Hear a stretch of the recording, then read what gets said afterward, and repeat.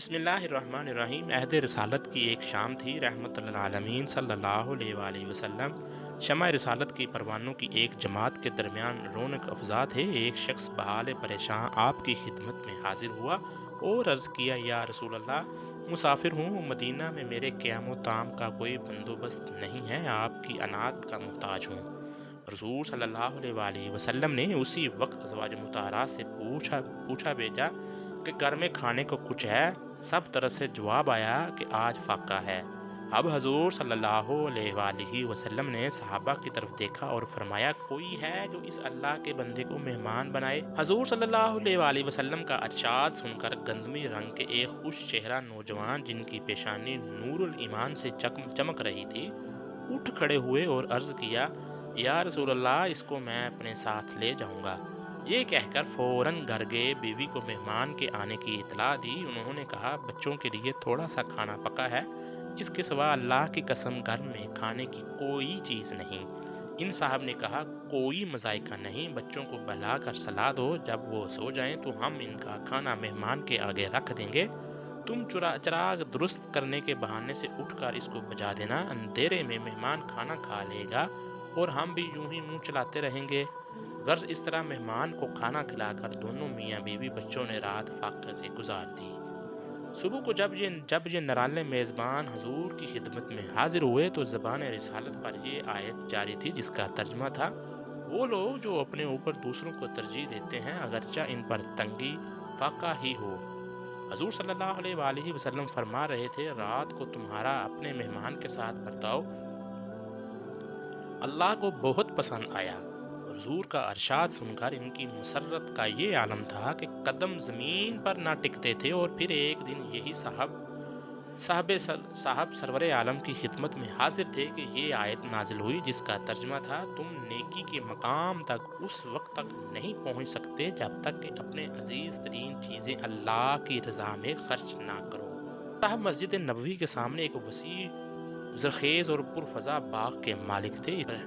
اس کا کنواں، جس کا پانی بہت صاف، شیریں اور خوشبو تھا، سرور عالم کے اسے بڑے شوق سے پیا کرتے تھے۔ مدینہ منورہ میں اس قسم کی جائیداد بہت بڑی نعمت تھی، لیکن یہ صاحب اٹھے اور عرض کیا، یا رسول اللہ، میرے محبوب ترین جائیداد کنواں بھی آپ کا ہے، میں یہ راہ خدا میں وقف کرتا ہوں۔ اللہ کی قسم اگر یہ بات چھپ سکتی تو میں اسے بھی ظاہر نہ کرتا۔ جذبہ دیکھ کر حضور صلی اللہ علیہ وآلہ وسلم کا روح اقدس چمک اٹھا، انہیں دعائے خیر دی اور فرمایا، اسے اپنے عزیز و اقربا میں تقسیم کر دو۔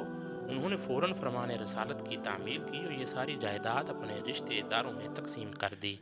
یہ صاحب رسول، جن کی اثار کی بے مثال ادا کو بارگاہ خداوندی میں شرف قبول حاصل ہوا، جن کے جذبہ خیر نے رحمت للعالمین کو محفوظ و مسرور کیا، حضرت ابو طلحہ زید بن سہل انصاری رضی اللہ تعالی عنہ تھے۔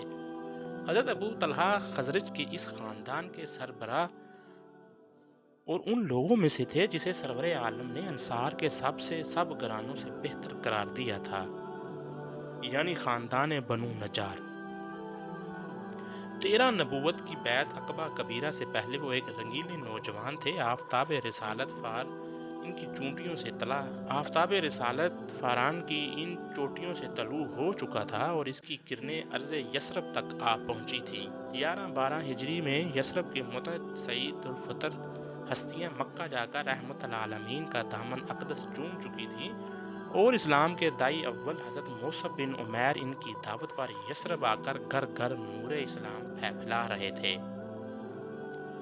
لیکن ابو طلحہ زید کو اپنی نانوش کی محفلوں سے دوسری طرف دھیان دینے کی فرصت ہی نہیں ملتی تھی۔ اس بات طرح یہ کہ لکڑی کی ایک بت کو انہوں نے اپنا معبود بنا رکھا تھا۔ اس زمانے میں انہوں نے بنو نجار کی ایک بیوہ خاتون ام سلیم بنت ملحان رضی اللہ تعالی عنہا کو نکاح کا پیغام بھیجا۔ ام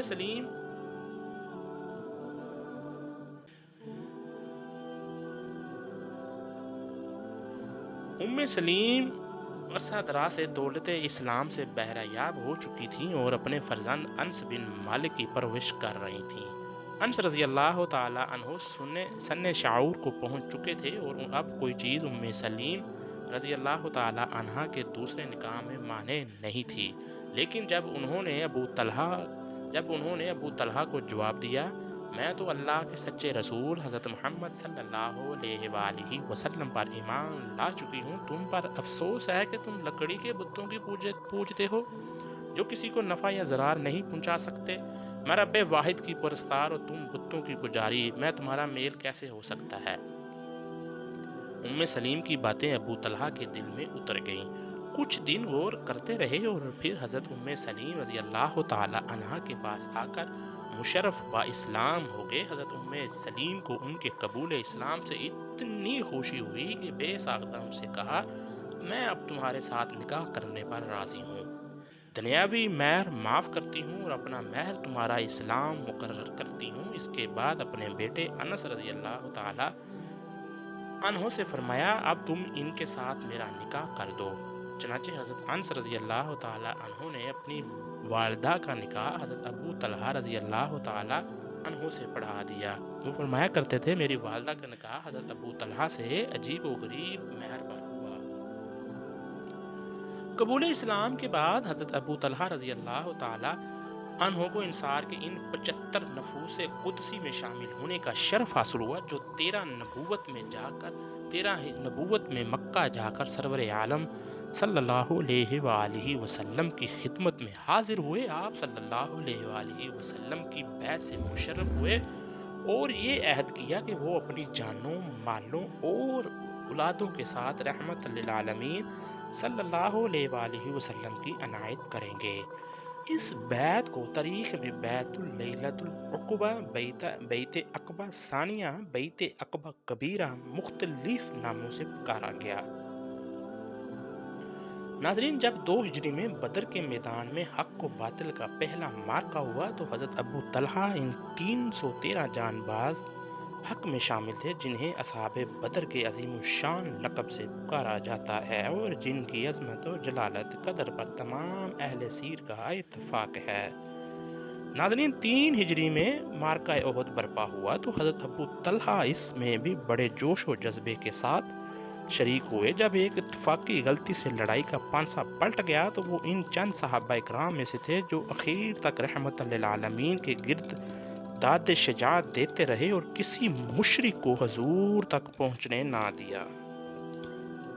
حضرت ابو طلحہ ڈال لے کر حضور کے سامنے کھڑے تھے اور نہایت جوش کے ساتھ تیر پر تیر چلا رہے تھے۔ اس وقت ان کی زبان پر یہ شعر تھا میری جان آپ کی جان پر قربان، میرا چہرہ آپ کے چہرے پر کے سپرد ہو۔ ان کی شدت تیر اندازی کی یہ کیفیت تھی کہ 3 کمانیں یکے بعد دیگرے ان کے ہاتھ سے ٹوٹی۔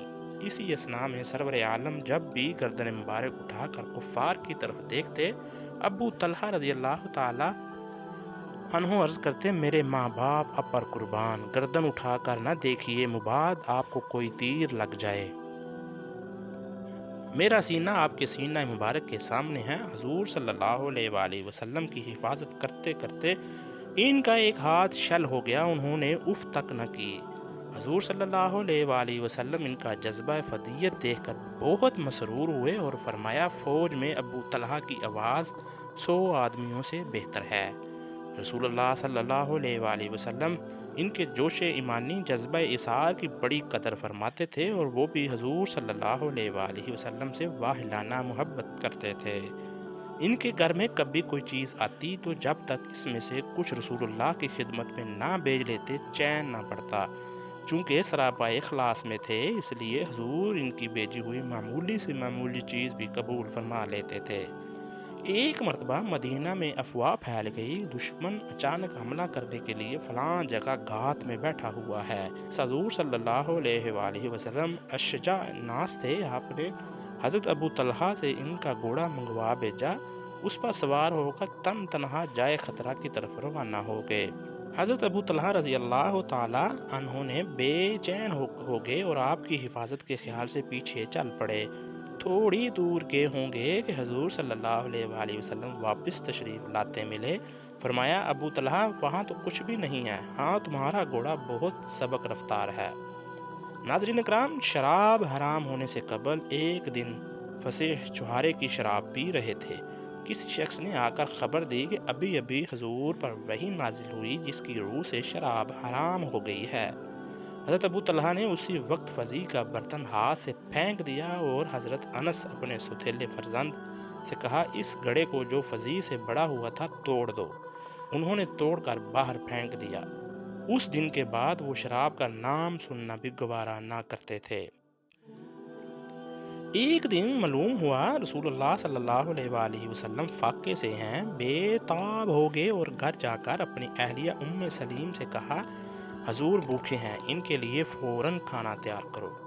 انہوں نے کھانا تیار کر کے حضرت ابو طلحہ کو بتایا تو انہوں نے حضرت انس سے کہا اسی وقت جا کر حضور کو کھانے پر بلا لاؤ۔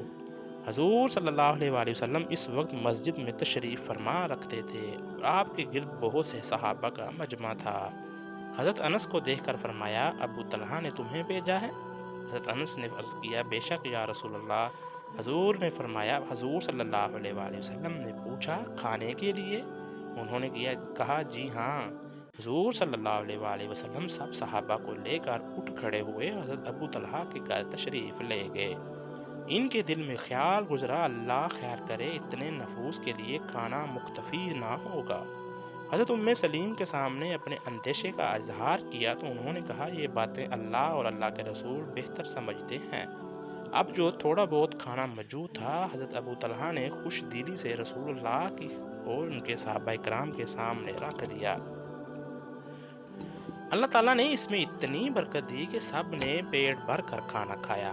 ناظرین کرام 11 ہجری میں حضور صلی اللہ علیہ وآلہ وسلم نے وصال فرمایا تو حضرت ابو طلحہ رضی اللہ تعالیٰ عنہ پر کوہ علم ٹوٹ پڑا، تاہم اس موقع پر انہیں ایک ایسا شرف حاصل ہوا جس میں کوئی ان کا شریک و سہیم نہیں ہے۔ حضور صلی اللہ علیہ وآلہ وسلم کی قبر مبارک کھودنے کا مسئلہ پیدا ہوا تو صحابہ کرام کی نظر حضرت ابو طلحہ اور حضرت ابو عبیدہ بن جراح رضی اللہ تعالیٰ عنہ پر پڑی۔ یہ دونوں بغلی قبر کھودنے کے ماہر تھے اور صندوقی قبر کھودنے کے۔ ان دونوں کو یہ خدمت انجام دینے کے لیے پیغام بھیجا گیا تو ساتھ ہی طے پایا ان میں سے جو پہلے پہنچیں گے وہی قبر کھودیں گے۔ چونکہ رسول اللہ بغلی قبر پسند فرماتے تھے اس لیے صحابہ کرام کی دلی خواہش تھی کہ ابو طلحہ پہلے پہنچ جائیں۔ اللہ تعالیٰ نے ان کی دعا قبول فرمائی، حضرت ابو طلحہ پہلے پہنچ گئے۔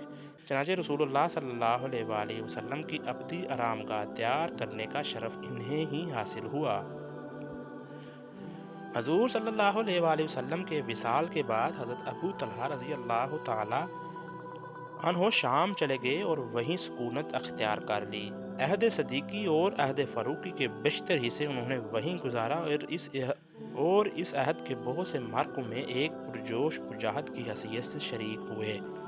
جب کبھی دل میں جوش اٹھتا تو مدینہ آ جاتے اور حضور کے روضہ اقدس پر حاضر ہو کر اپنے قلب و بیتاب کے لیے تسلی کا سامان فراہم کرتے۔